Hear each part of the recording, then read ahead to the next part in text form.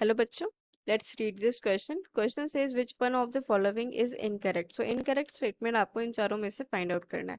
First option क्या बोला है? The order of reaction is the sum of all powers of the concentration terms in the rate equation.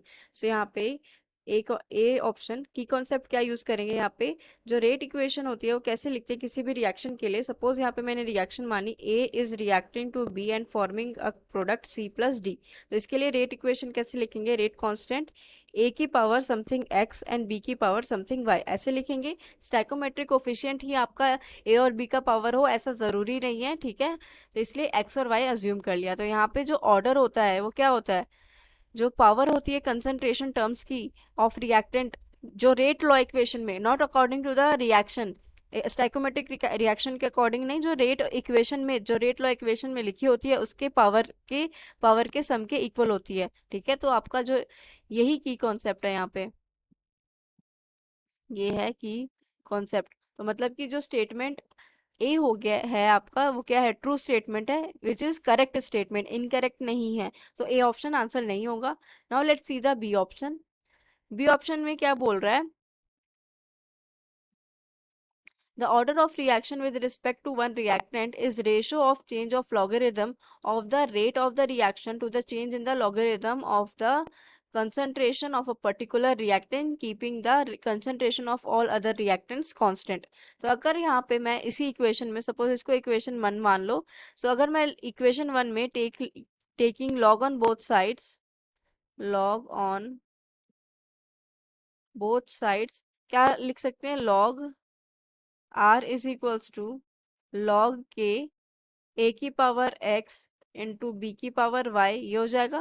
तो यह हो जाएगा log r is equals to log k, multiply हो रहा है ना सब, k a की पावर x b की पावर y, तो क्या लिख देंगे? log k एडिशन में चेंज हो जाता है, प्लस log a की power x plus log a की b की पावर y. अब जो log में पावर होती है वो कोफिशिएंट बन जाता है. So log r will be equals to log k plus x log concentration of a plus y into log concentration of b, ये हो जाएगा. तो यहाँ से हमें साफ साफ पता चल रहा है कि order of the reaction with respect to ये जो ऑर्डर है x प्लस वाई ऑर्डर हो जाएगा. तो अगर मैं पूरे को डिवाइड कर दूं log a से या log b से, तो किस में चेंज हो जाएगा? ये रेशो में चेंज हो जाएगा. किसके? एक लॉगरिदमिक रेशो में चेंज हो जाएगा. यहाँ से देखो, ये हो जाएगा log r minus log k is equals to x log a plus y log b. तो ये किस में चेंज हो रहा है? log m minus log n क्या होता है? log m by n is equals to x log a plus y log b. तो देखो लॉगरिदमिक रेशो में ऐसे ही कन्वर्ट होता जाएगा ये. तो इसलिए बी ऑप्शन भी कैसा है? ट्रू स्टेटमेंट है. B option is a true statement which is correct. तो हमारा आंसर नहीं होगा क्योंकि हमें क्वेश्चन में बोला है इनकरेक्ट फाइंड आउट करना है.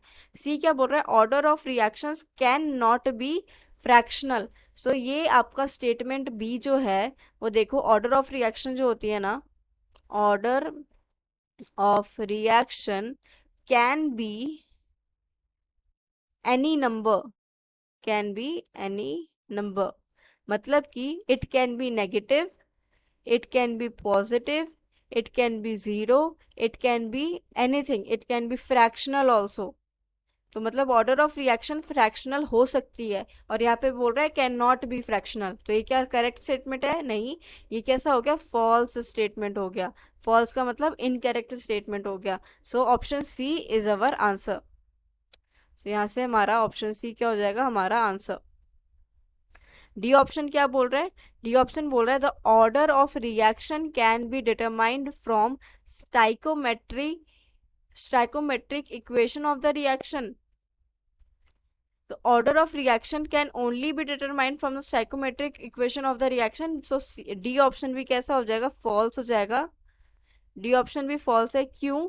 क्योंकि स्टाइकोमेट्रिक कोफिशिएंट पे जरूरी नहीं डिपेंड करे कि आपका ऑर्डर ऑफ रिएक्शन क्या होगा. ओनली एलिमेंट्री रिएक्शन होता है ना, उसी के केस में हम स्टाइकोमेट्रिक इक्वेशन को फॉलो करते हैं जो ऑर्डर ऑफ रिएक्शन डिटरमाइन करता है. तो यहाँ से हमारा C and D are the incorrect statement. तो फाइनल आंसर क्या आ गया? C and D. Hope you understood it well. Best of luck.